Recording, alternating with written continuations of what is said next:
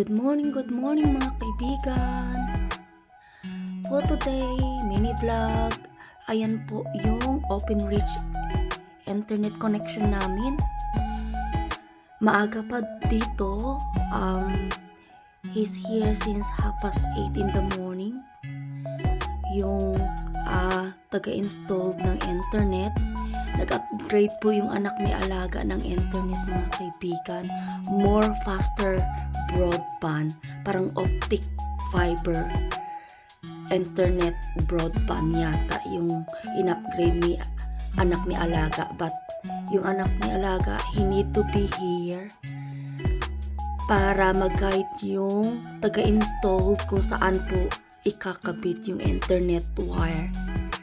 Kasi pag flat roof daw doon sa likod ng kusina, hindi pwede daw mga kaibigan. Kasi is their policy and regulation na kung flat roof daw, kailangan daw ng engineer mag-i-install noon ng mga wiring doon. So nandito na yung anak ni alaga. Ayan po yung sasakyan niya. Ayan van. Ayan. Van niya. Ito po yung van ng taga-install ng internet. Nandoon sila sa gilid. Hindi mo makikita guys. Nandoon sila sa gilid ng bahay. So, ayan na. Magkaroon na kami ng malakasang internet dito. Ayan guys. So, wait na lang natin kasi baka maputulan tayo ng internet nito today. So, let's see how it goes kung ano po yung kanilang usapan dyan ng dalawa ng anak ni alaga.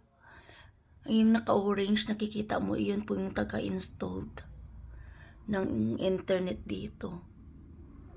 So, ayan lang muna mga kaibigan. Ang kaganapan dito, kapi-kapi muna tayo habang sila ay busy magchikahan. Update ko kayo pag gagawin na siya or not.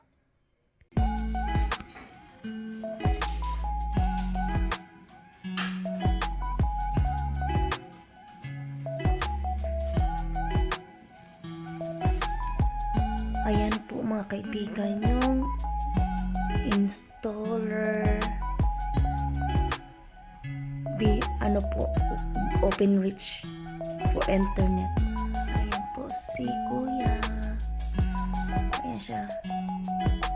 Naglalagay na lang siya ng wiring ng cable dyan sa bubong.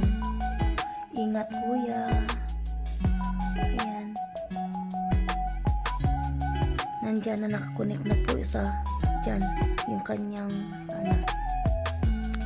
ayan po yung kanilang parang ladder na aakyat dyan sa posting mga kaibigan. Tumawag sa kasama niya. Ayan. Doon sila mga kaibigan na naglalakad. Ayan. So ayan po. Ayan po yung update. Hindi pa sila tapos mga kaibigan. Habang gising si alaga, pakainin muna natin. Ayan na po yung kanilang van. Oh, dyan yata aakyat. Oh, ayan dyan.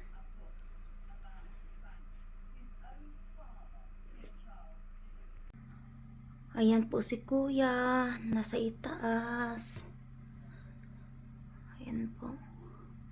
Siya pala nagkakabit ng ng cable from outside the hedge. Ayan. So, yan po siya. Nagkakabit. Ang taas kaya yan. No? The good thing here in UK kasi talagang may sarili silang mga equipments na mga ganyan. Oh. Okay. Ano pa yan mga kaibigan? Tataas pa yan or haba, mag-extend pa yung kanyang pole. Talagang heavy duty talaga to yung really safety talaga no. Ayan, si kuya. Ayan yung kanyang isa pa yung kaibigan, ayan. Dalawa po sila. nauna lang ito, nauna lang itong van na to, tapos si kuya din.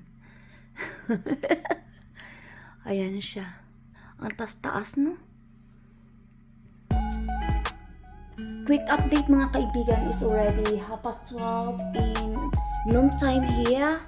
Ito na po yung new internet connection namin. The power is on already, is green. Ito po yung aming mga signals, and then this one, if lost connection, kung mayroong problema daw sa cable or internet namin. And then ito po yung mga plug niya. Tapos ito po yung bagong router namin. And then they got another Wi-Fi router. You can plug in anywhere in the house.